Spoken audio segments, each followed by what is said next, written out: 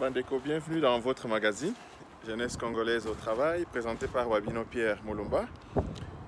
Bandeko, nous voudrions un peu faire une autocritique de la politique du président de la République depuis son accession au pouvoir, dont nous avons intitulé notre émission d'aujourd'hui « Les erreurs du président ». En l'absence d'une opposition républicaine, le président de la République est confronté à une situation où il est au four et au moulin. Non seulement il est au four et au moulin, mais il est entouré de tous bords par des prédateurs.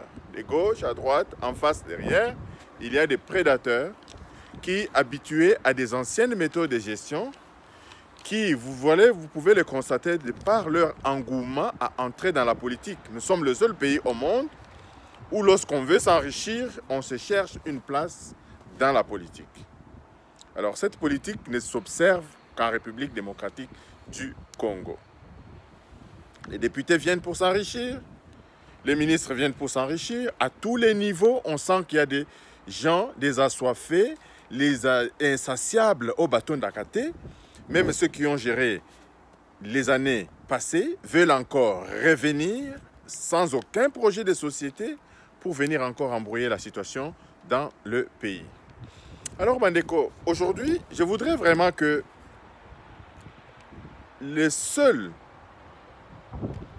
personnes aujourd'hui, le seul parti politique aujourd'hui qui peut aider le président Félix-Antoine Tshisekedi à atteindre les objectifs de son programme, de son quinquennat, c'est l'UDPS. Et là encore, on constate qu'il y a des problèmes et des réglages qui doivent être faits au niveau de l'UDPS. Vous constaterez que le programme de 100 jours du président, aujourd'hui, est dans toutes les bouches, dans tous les médias. Pourquoi? Parce que tout le monde était en train de dormir et tout le monde attendait la livraison des infrastructures. Et à notre grande surprise, les paroles et les promesses du président ont été mises à rude épreuve. Je ne l'invente pas. Le président de la République a dit que les Congolais, particulièrement les Kinois, à notre grande surprise, cette promesse n'a pas été tenue. Cette parole a été vaine. Pourquoi? Parce que les collaborateurs du président n'ont pas fait ce qu'ils devraient faire. Le président a décrété un programme de 100 jours, annoncé en pompe, des grandes cérémonies. Nous étions contents, nous étions dans l'allégresse, mais sans savoir que pendant ce temps, il y a les ennemis du président et du Congolais qui, eux aussi, travaillent dans l'ombre. Conséquence, au 25 décembre, les sautes-moutons n'ont pas été achevés. Aujourd'hui, au 23 février, les sautes-moutons ne sont pas achevés. Et tout le monde court dans tous les sens. Les arrestations commencent à se faire sentir dans tous les sens. Ce qui démontre plus ou moins un amateurisme au niveau de la gouvernance de toutes ces questions. Qui est responsable de cette situation? Il y a bien un responsable de cette situation. Si ce n'est pas ceux qui devraient exécuter le travail qui ne l'ont pas fait, mais ceux qui devraient superviser le travail et avoir un suivi sur ces travaux, n'ont pas pu faire leur travail pour faire un rapport au président. Alors, où est-ce que le degré de responsabilité est plus grand? À mon humble avis, je vous laisse réfléchir à cette question, mais je peux déjà vous dire que la responsabilité, à mon avis, incombe plus à ceux qui devraient superviser ces travaux afin de rendre compte au président de la République qui a fait décaisser les fonds du trésor public pour réaliser ces travaux qui devraient tant soit peu soulager la misère des Kinois. Nous avons vu les travaux à Kisangani, les ponts qui a été jeté. Nous avons vu les fermes en Bujimaï qui sont fonctionnelles. Nous avons vu un certain nombre de travaux dans les autres provinces qui ont été réalisés. Les courants revenus à Kikwit, etc. Ces travaux ont été réalisés. Mais les sautes-moutons, il y a eu un manque criant du suivi. Donc aujourd'hui, mettre aux arrêts les exécutants de ces travaux équivaudrait à cacher le vrai problème sur cette question. Ce n'est qu'un iceberg. Le PDG de l'OVD, le PDG de le directeur général de Sakifricas, les mettre aux arrêts, ce n'est que cacher véritablement le problème. Eux, en tant qu'exécutants, ils doivent payer leur responsabilité de n'avoir pas exécuté les travaux. Ils ont des justificatifs. Mais et les contrôleurs et ceux qui étaient affectés au suivi de ces travaux roulent carrosse à Kinshasa, circulent, sortent dans des médias et racontent n'importe quoi. Ils ne sont nullement inquiétés. Nous voudrons qu'il y ait véritablement justice sur cette question. C'est le moment, Mandeko, nous sommes le président de la République, à Kokana nous kosala aménagement et à cabinet naïe. Ça s'impose au vu des failles qui existent aujourd'hui. Un réaménagement du cabinet du président s'impose et est nécessaire. Le réaménagement, pourquoi? Le président ne peut pas être au four et au moulin. Le président a des conseillers. Il a même des conseillers stratégiques. Il a même des conseillers en communication, etc. Mais nous constatons que au niveau de la communication, il y a des failles incommensurables. Les activités du président sont plus vulgarisées par les journalistes indépendants que par les médias officiels, par ceux qui sont attitrés à faire ce travail. Aujourd'hui, pour connaître les activités du président de la République démocratique du Congo, il faut aller dans les réseaux sociaux. Avec toutes les distorsions qu'il y a, avec tout le manque du sérieux qu'il y a, aujourd'hui, on se retrouve à connaître l'actualité en République démocratique du Congo, rien que à se connecter sur les réseaux sociaux et uniquement que sur les réseaux sociaux, ce qui n'est pas une mauvaise chose. Mais là encore, nous voyons l'UDPS qui brille par l'inexistence dans les réseaux sociaux. Nous voyons l'UDPS qui n'a même pas un site internet viable sur lequel on peut avoir des informations. Nous voyons encore le site internet de la présidence qui brille par un dysfonctionnement dont je ne peux pas qualifier aujourd'hui. Nous voyons les sites internet de tous les ministères au niveau du gouvernement. Rien ne marche. Donc, les erreurs du président, comme nous les avons dit ici, en l'absence d'une opposition qui peut faire une critique objective dans les actions du chef de l'État, nous ne devons pas seulement être le chef de l'État pour l'accompagner dans tout ce qu'il fait. Nous devons aussi jouer ce rôle de dire au président de la République ce qui va et ce qui ne va pas. Ce qui ne va pas, c'est la réorganisation de son cabinet. Aujourd'hui, je vous donne encore un autre exemple. Le président a créé une coordination pour le changement des mentalités. Notre email s'affiche au bas de l'écran. Nous demandons aux responsables de cette organisation, aux coordonnateurs, d'entrer en contact avec nous. Nous avons des idées concrètes pour remettre les Congolais au travail. Notre magazine s'intitule Jeunesse congolaise au travail. Et il n'y a que par le travail qu'on peut arriver à changer la mentalité des Congolais. Pourquoi je dis par le travail? Parce qu'aujourd'hui, on parle de la corruption, on parle de la gabegie, on parle de tous les mots. Pourquoi? Parce que le Congolais, d'abord, c'est qu'il peut gagner l'argent sans travailler. Il peut ne pas venir au travail et attendre son salaire. Il peut ne pas faire sa part des responsabilités et attendre une récompense. Et c'est ce qui se passe dans notre société. Donc, le président, le coordonnateur de cette commission, demande bien qu'ils prennent bien attache avec nous. Nous avons des projets qui peuvent être mis dans des écoles afin que le changement de mentalité soit aujourd'hui palpable. Parce que l'incivisme dans notre pays est à la base de tous les maux. L'incivisme est à la base de tous les maux. Pourquoi? Parce que les Congolais que nous sommes, nous pensons que nous n'avons qu'un seul héritage, la République démocratique du Congo. Mais quelle est notre culture aujourd'hui que nous avons en commun? C'est ces invectives, ce tribalisme qui aujourd'hui a atteint le paroxysme. Et nous devons investiguer pour savoir qui est l'auteur, qui fait en sorte qu'aujourd'hui, qu'il y ait une fracture si profonde au sein de la population congolaise en ce qui concerne le tribalisme. J'étais extrêmement choqué de voir un commentaire dans les réseaux sociaux. Parce qu'aujourd'hui, tout le monde déplore la situation à Béni. Mais il y a eu un incident à Mbujimaï. J'ai vu un commentaire. Je n'aimerais pas reproduire ça ici. Je ne veux pas faire la publicité des mauvais commentaires.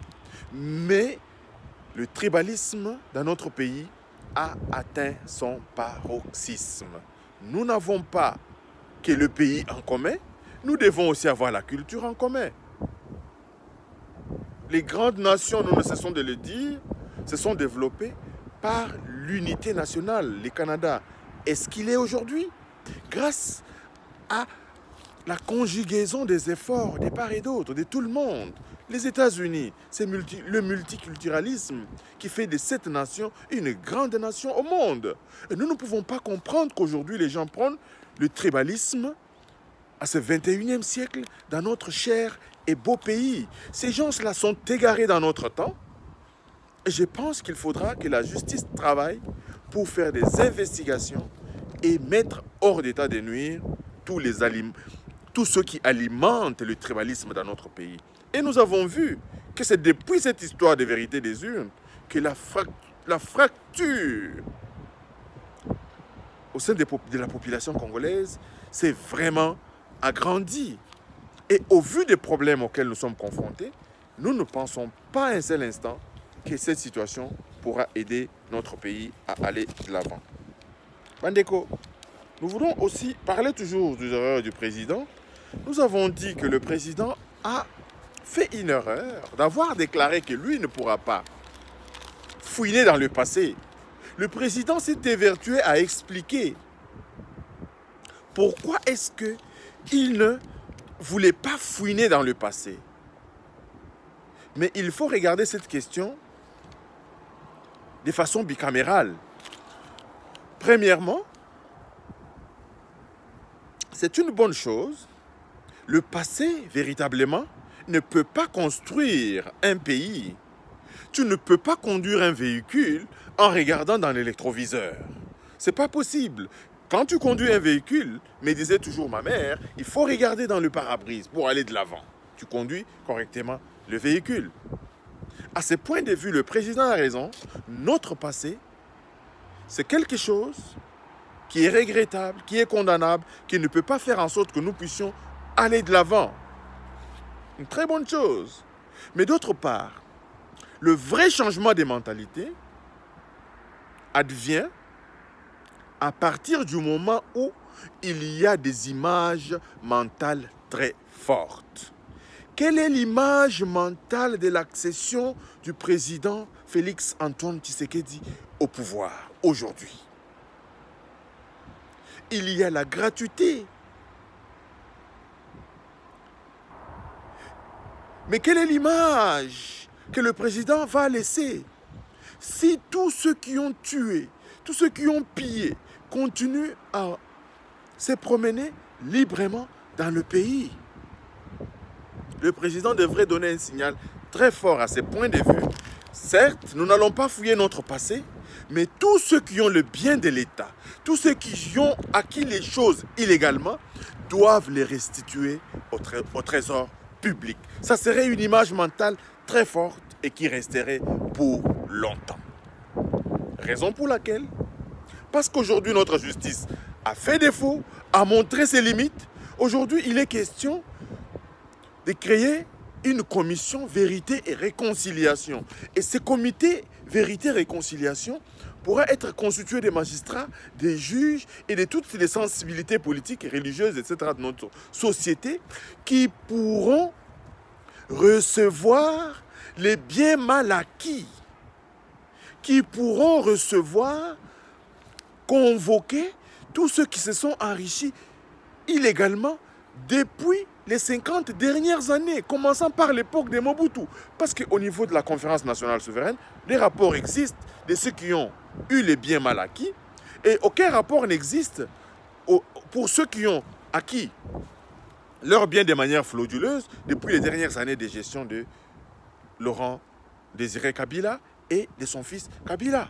Donc cette commission devrait travailler pour,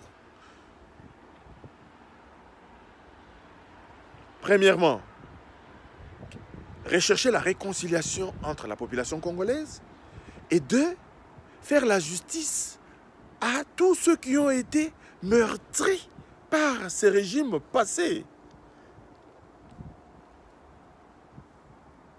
Venir s'excuser publiquement, venir rendre, ne fût-ce que les biens qu'ils ont acquis malheureusement, maladroitement, ceci pourrait permettre de renflouer les caisses de l'État. Et avec ces fonds, on peut reconstruire les écoles, on peut commencer à mettre en place des projets de développement.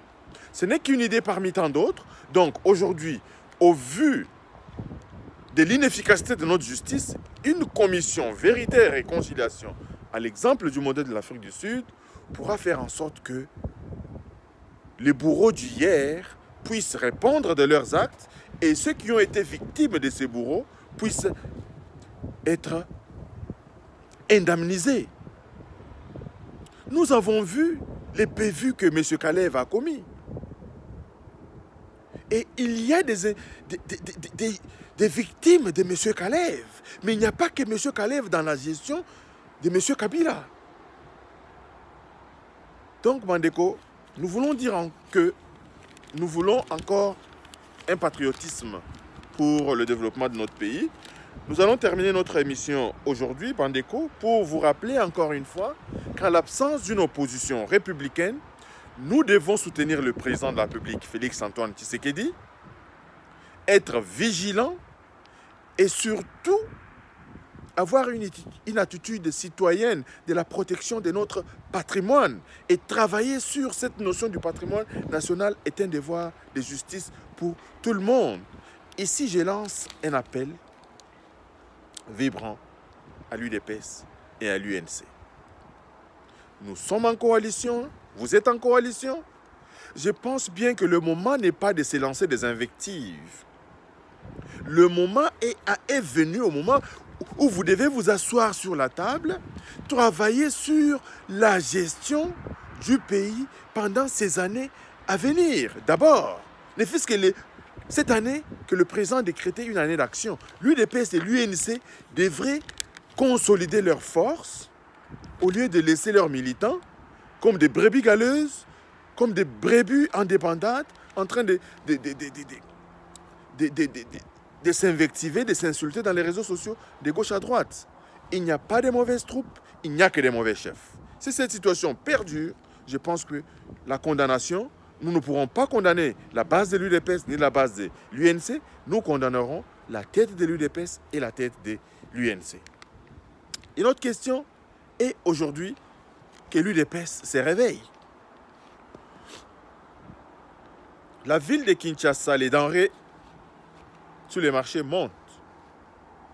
Tout ce temps que les militants passent en dessous des arbres, à écouter des discours, à faire ces mobilisations, je pense que l'UDPS n'est plus un parti dans l'opposition. Nous voulons bien voir l'UDPS avec des champs dans lesquels il y a des combattants qui travaillent dans ces champs. Nous voulons voir les hommes d'affaires de l'UDPS créer des champs où ils devraient embaucher au moins 10 combattants de l'UDPS en train de travailler, mettre des bus, les acheminer aux champs, faire ces champs. Pendant ces une année, si ces champs produisaient le maïs, on aurait sous le marché 3 fois la production de maïs. Dans ces champs, nous voulons voir les militants de l'UDPS au travail. Il n'y a que le travail qui libérera vraiment notre jeunesse. Il n'y a que le travail qui, tant soit peu, contribuera au changement des mentalités. Nous voulons que les dirigeants de l'UDPS, à tous les niveaux, se réveillent. Je suis content que Jean-Marc Kabound, dise qu'il ne va plus se plaindre. C'était une bonne chose. Mais je veux encore plus voir l'UDPS au travail. C'est comme si Balalaki, Soto muto ezotonga mate balali, bayeko sutuka. Et ça démontre véritablement ce que nous sommes en train de dire, Bandeko. Donc, agissons objectivement pour se soutenir et pour soutenir le président de la République à faire avancer notre pays qu'il a trouvé dans un état de délabrement quasi total. Merci, Bandeko, de vous abonner à notre chaîne, envoyez vos commentaires, envoyez vos vidéos et à la prochaine. Bye bye.